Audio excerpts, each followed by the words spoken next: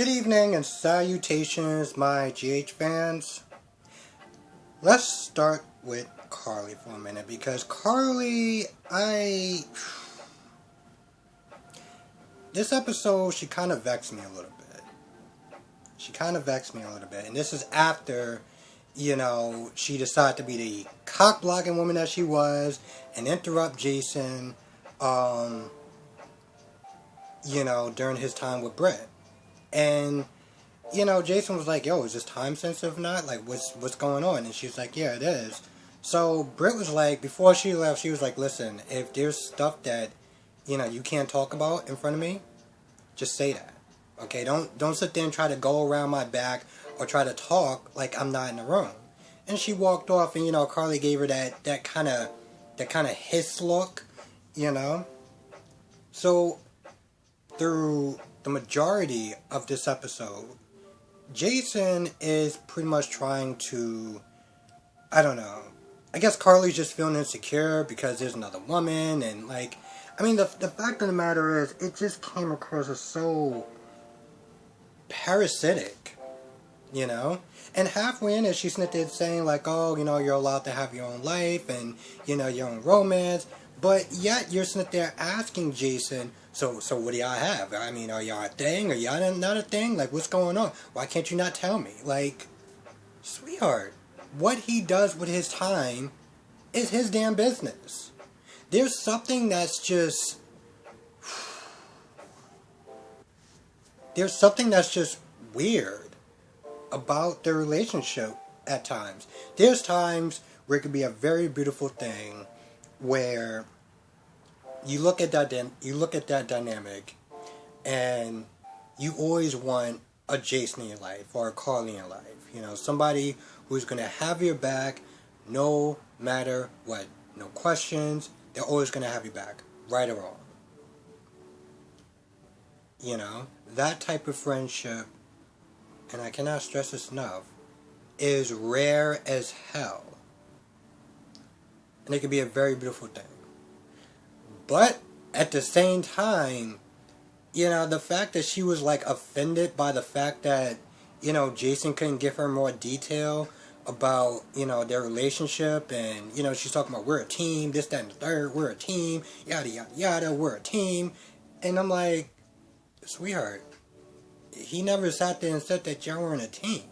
I mean, it's almost as though Jason had to sit there and talk to her like a parent would sit there and talk to, I don't know, a child who's getting jealous of another child or a stepbrother or something like that. It was that kind of relationship. So it was kind of weird to sit there and watch. And this is one of those things where even if Sunny was there, she would still be acting like that.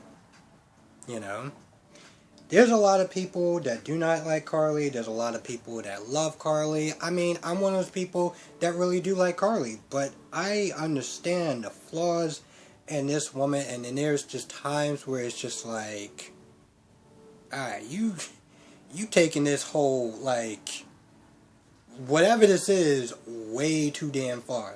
You need to have some damn boundaries. This is just ridiculous.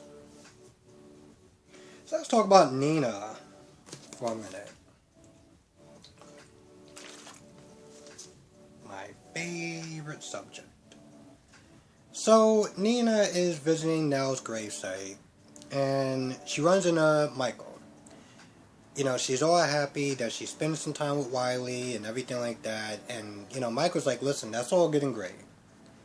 At first she's sitting there asking, well, what did Jack say to really sit there and persuade you to, change your mind? Michael was like, well, it was really kind of my choice. But I was like, was it really your choice? And with that being said, there's something that DC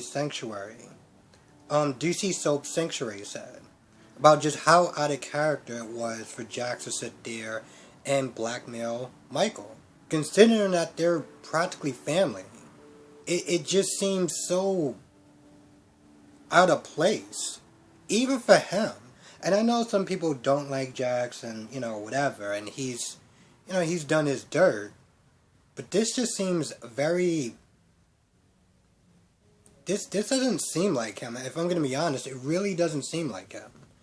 Towards his own family member, you know? It practically his own family member. It just seems so out of place. But, you know, Michael didn't really sit there and say anything. And, you know, he was just like, you know, it was my decision, me and Willow's decision, blah, blah, blah, blah. But, you know, he was like, listen, just to let you know, I don't want you to really sit there and kind of, you know, start talking about now, and, you know, you got your own stuff going on that you got to deal with, but do not bring it on him. And Nina was like, you know, I just asked you to do the same thing. Now, at first, I was like, I'm sorry, that's his child, not your child, so slow your roll. But then I sat there and I thought for a minute. And I was like, listen, as much as we know I do not like Nina, I'm not going to sit there and say that she doesn't have a point, you know. And basically Nina was like, you know, I don't want you to sit there and try to, you know, make it seem like she's the devil to Wiley, you know, like really kind of like poison him as far as his feelings for, no. So I understand where she was sitting there coming from. And I'm not going to lie, at first when she said that, me and Michael just kind of stood there like, I'm sorry, what did you say? that almost sounded like you had some sort of like demands, because maybe I didn't hear that right, but, yeah, no, I understand where she was coming from, and she does make a valid point.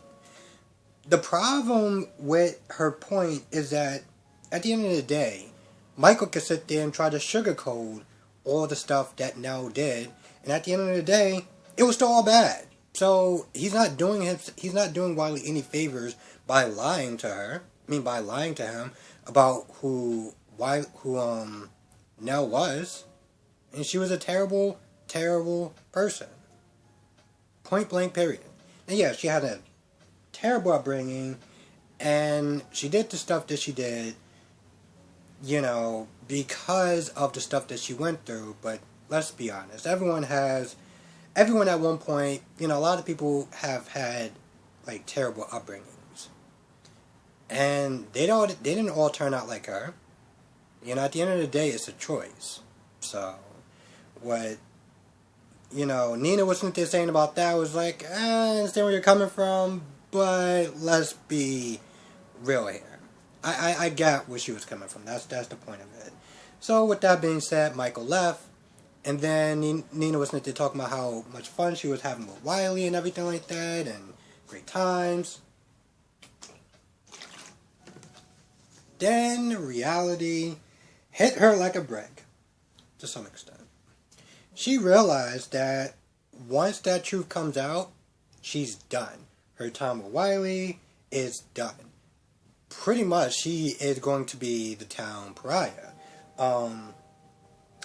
Enemy of the state, pretty much. You know, everyone who loved Sonny is going to be coming for her throne. You know, is going to have some sort of opinion, some sort of something about Nina. And she knows she's already done. But you know what she actually tried to do? This chick was sitting there saying, oh, well, you know, Sonny is so happy and he's so unburdened. And I'm like, that almost sounds like you're trying to ease your conscience by saying that you're doing a good thing for Sonny. Is that what you're trying to do? Again? You know, this is actually, now I think about it, I've lost count how many times she's tried to talk herself into thinking that she's doing something good for Sonny. And I'm just like, you know, even if I didn't watch this show until a couple weeks ago, I would still have that same opinion that you are an absolute moron. And just kind of a trash character. I'm really trying to cut back on my cursing, and this chick is so not helping. But I would still sit there and say that she's a trash character, because she's literally trying to justify her own actions, like, oh, well, I'm doing such a positive thing. And, you know, even though that Carly and Michael and everyone else, you know, will sit there and say I'm doing something bad, I know I'm doing something good. And I'm just like, are you kidding me? This chick is just, Man. Ooh, I'm just wondering who made the decision to turn her character into trash. When I first saw her come in, and this is with Michelle Stanford, that character was somebody who I'm not gonna lie, I really didn't like. Um, because it was one thing to go after, um, I guess her husband at the time, Silas or whatever. It was one thing to go after him, and it was one thing to go after Ava. But then when you start sitting there picking on her kids, that's just a whole different level of trash. Alright? But then she was with Franco and stuff like that, and people liked her, and they brought out a different side of her, and yada yada yada. And that was all good and great. Okay? And then she was with Valentine, and that was good and great, and I really didn't have a problem with her.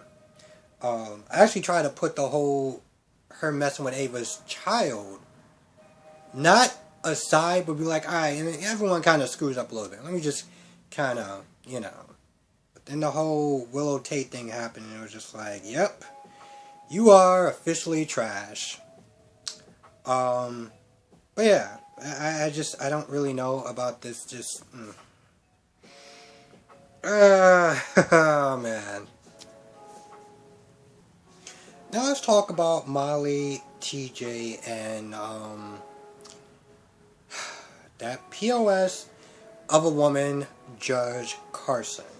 They're talking, interacting with each other, and, TJ's talking about, well, Molly's to talking about TJ being in medical school, or, going to graduate and stuff like that, and she's like, oh, that's very impressive, and that's good, and just kind of just, talking it up or whatever, even offering her advice, if you have any, questions or anything like that, like, just come to me, I help you out, all that good stuff. So she came across as really cordial and just nice or whatever. And when she left, TJ was like, oh, that's so great. Like, regardless, she's still looking out for you. You doing it up. And Molly was like, is it though? Now, I have to sit there and say with full disclosure that I'm not exactly Molly's biggest fan. I don't really hate her, but she just has things about her that I'm just so not a fan of. But with that being said, the one thing I can sit there and give her credit for is that she's not an idiot. Okay? Because she was sitting there telling TJ, listen, there's just something off about the fact that she's being so nice and friendly and chummy with me, knowing that she sentenced my mother to jail. I mean, yeah, she did her a favor only by like 3 years, but she was like, isn't that like a conflict of interest, like in some sort of way, And I can see that. I can see that. But just more of it, yeah, it's just weird, So I'm glad that she wasn't like snowed by her being all nice without being like, yo, there's something just off about that whole thing. And then after that, they, hug and kiss each other and all that good stuff. So, the one thing that we can all sit there and agree on is that when they kiss, well, it's not acting kissing. It is actually genuine kissing, except for without, all the other stuff. Because, they are, like, real life dating. Which, I don't know how they're going to do it. I don't know. I mean, I think it's really great that they're together. But being on the same show, seeing each other day in and day out, I don't know. I mean, I look at Chad Duell and, well, the woman that plays Sally. They're on literally different soap operas. So, well, I guess that should be a good experiment. To sit there and see who will make it and who won't. Real life, if you kind of do that sort of thing. Now let's talk about Sean and Alexis. So I found their scenes really interesting because when they were talking about, the consequences and stuff like that, like, Alexis like, we got to be careful because, people in power want to stay in power, and she told him a story about, this judge pretty much going after, this person's family because, they're trying to take them down. And with that being said, you know, Sean was like, you know what, listen, we're not doing anything. This whole thing is off, is done. And, you know, Alexis wanted to keep pushing and stuff like that. And there was one thing that there was a couple of things, but the one thing that stuck out to me was, you know, when Sean was like, no, listen, you need to let this go. And she was like, well, where's all this gusto when you were outside? You know, when you were free? When was all this trying to sit there and free me then? We knew each other back then, and you knew to sit there and, like, lift your finger to sit there and try to, you know, help get him released. So I thought that was a very good point. So they go into it for a little bit, and they both kind of cool down and apologize. And then this security, well, this guard comes in there, and I'm not gonna lie, when he started coming at Sean, like, oh, well, you know, you're gonna be leaving, you're not gonna be sitting there, you know, having any more library privileges, and yada yada yada. When he was coming at him, like the way he was talking to him, my blood boiled so damn hot. There was something about seeing that scene that was just like I just wanted to go inside the TV and just punch the guard in the face until he was unconscious. I really, really did. But yeah, his privileges had been just taken away, and Alexis like, well, why was that? Like, what's going on with that? Like, what happened? And you know, they get into this argument, and Alexis like, you know, listen, I'll get the lawyer or whatever, yada yada yada. And one thing leads to the next, because the guard starts to get in her face. And this is when Sean acts on instinct and it's like, yo, listen, you know, you don't be walking up in her face like that. This whole bit of a fight kind of breaks out, and I guess the other guard, like, knocks her to the ground. And when she's on the ground, the look on her face, I mean, you know, there's a couple of times when Alexis had been in jail that she realizes that she's in jail. Like, this is jail. This is real jail. And her being knocked on the floor, I guess it must have reminded her that she was in jail, you know.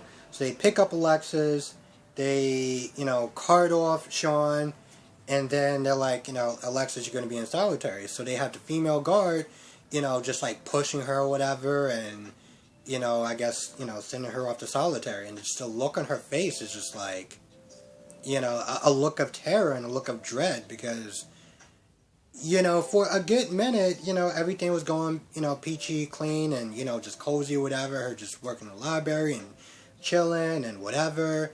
And after that whole scare with that woman that I can't remember,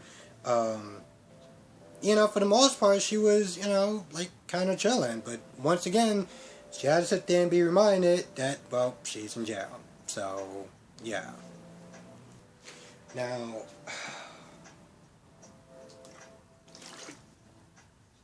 let's talk about Willow and Chase.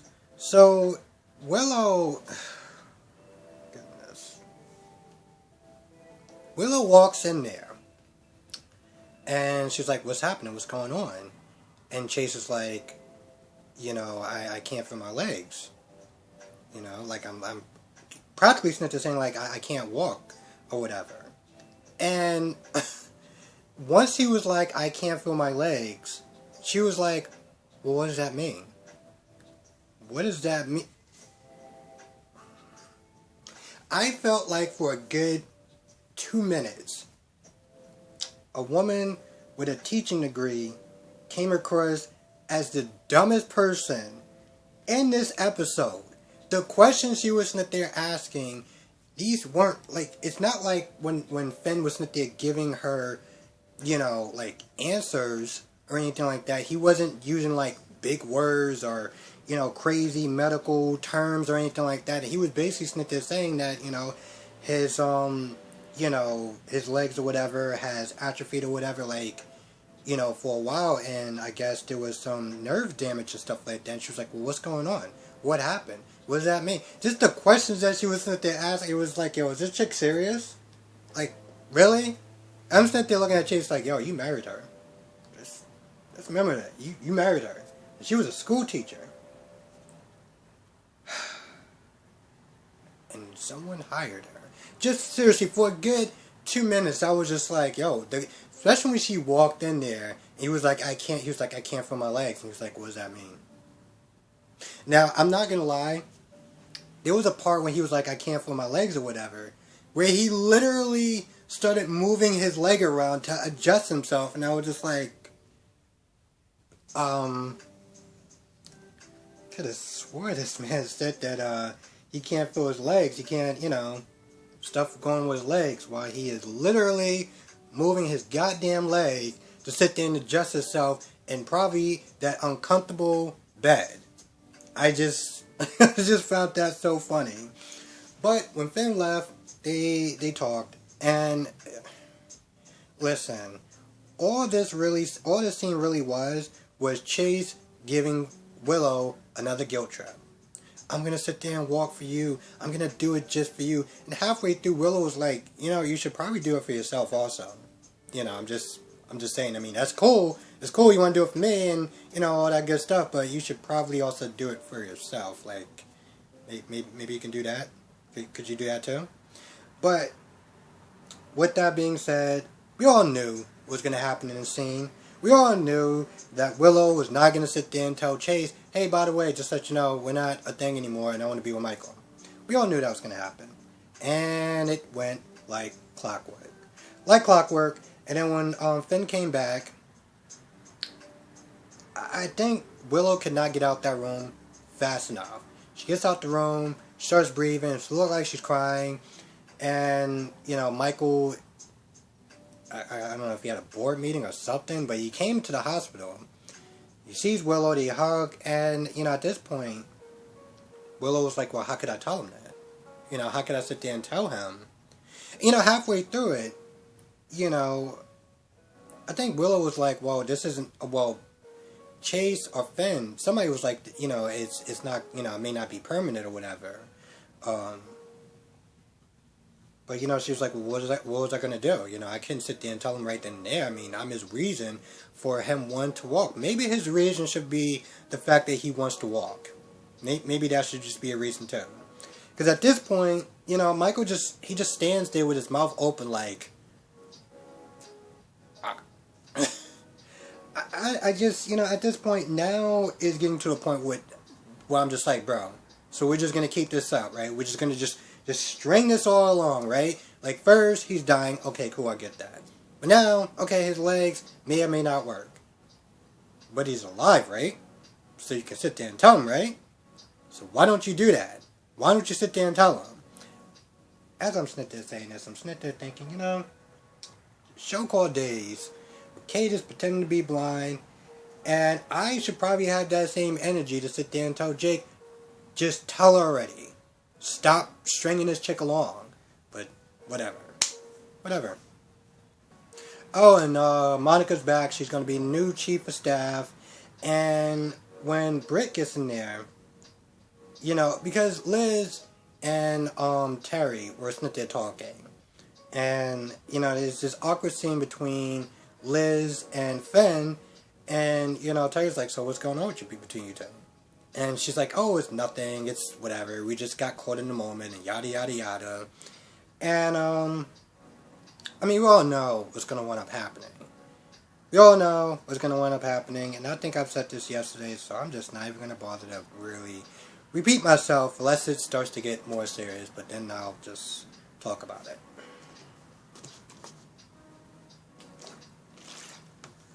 But yes, Monica has been named,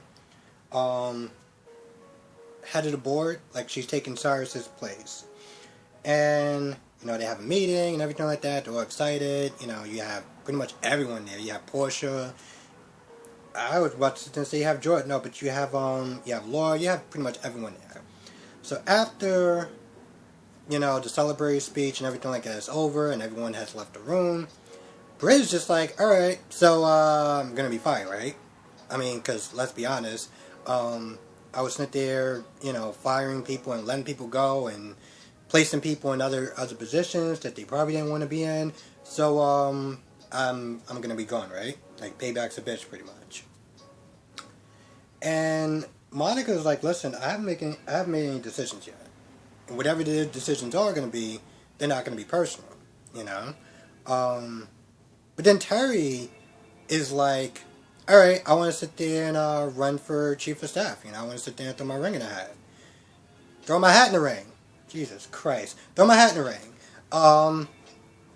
So now you have this death stare going on between, well, okay, let's be honest. It's pretty much one side. You have this stare going on between Britt and Terry. And it should be, I gotta just sit there and say that would kind of suck. Listen, I was not there for the bridge or whatever when she was there going after Patrick and her whole thing with Sabrina. And I mean, I've heard about it. I guess I like tuned in a little bit, and I just remember it just being really ugly and just a side of Britt that I really didn't like. And I didn't like that side of Britt personally because she was there going after a man who probably didn't really want to be with her. And I'm just like, sweetheart, you are gorgeous. You're a doctor. You're smart and you're beautiful. And you are literally begging to get this man's attention. Oh, by the way, I should sit there and I did not say this in the beginning. But I want to kind of apologize for the misfacts that I was saying yesterday. As far as the whole Luke and Laura and the whole possible RAP, whatever. I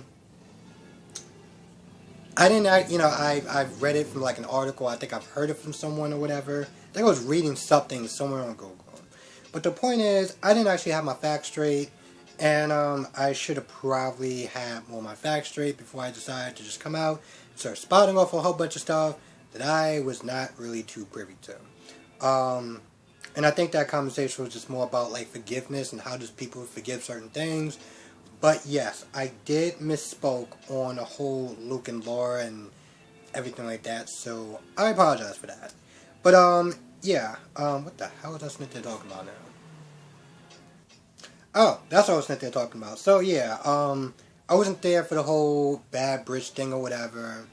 And I'm gonna be honest, I didn't like that version, but I really love this version. And so the whole time, you're looking at Britt and she looked like she's sitting there sweating bullets. Okay, she just found out that she has a disease, this thing that's incurable, that can happen at any minute in time. And now her job is in question, So I'm just like, damn, I felt bad for her throughout the whole meeting. And then when it was over, the fact that Terry was like, oh yeah, I want to sit there and throw my hat in the ring. And it was like, really?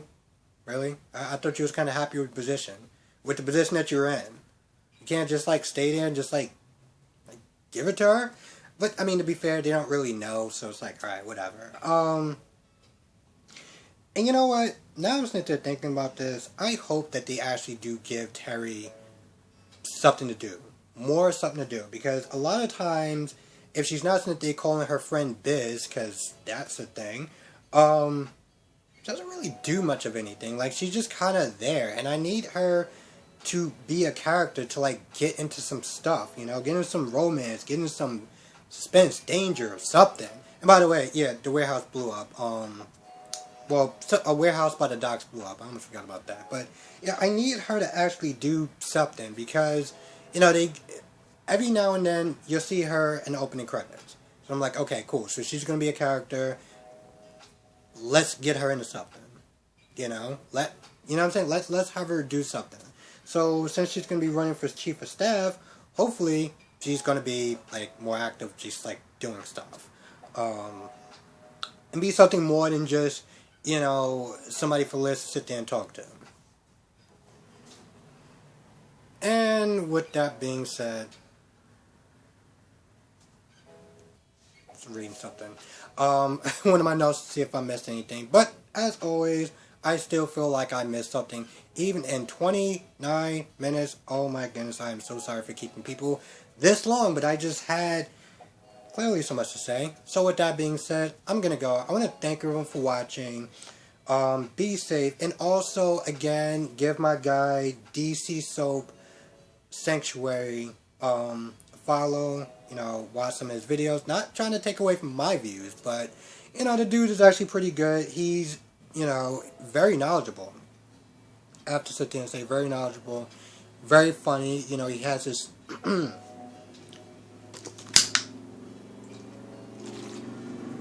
has his skits and stuff like that he does that's actually really fun. Really funny and really entertaining. And the one thing that I really do like about his channel is that he's doing something different.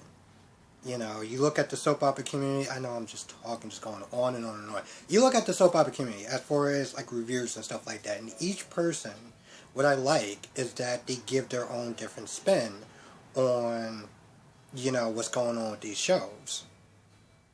You know, that's very unique, like DC Soap Opera Sanctuary, Brock TV, Andre, I think there's another one called CDL or CLD. CDL, she does a lot of Bold and the Beautiful reviews and stuff like that. There's Something Phoenix and another guy that starts with J. But the thing that I like about everyone is that they're all doing something different, you know, and I don't know, I like that. But yeah, I definitely give my guy DC Soap Sanctuary a follow. And yeah, with that being said, I'm gonna go. Be safe, everyone. If I missed anything, write it down in the comment section. See you in the next video.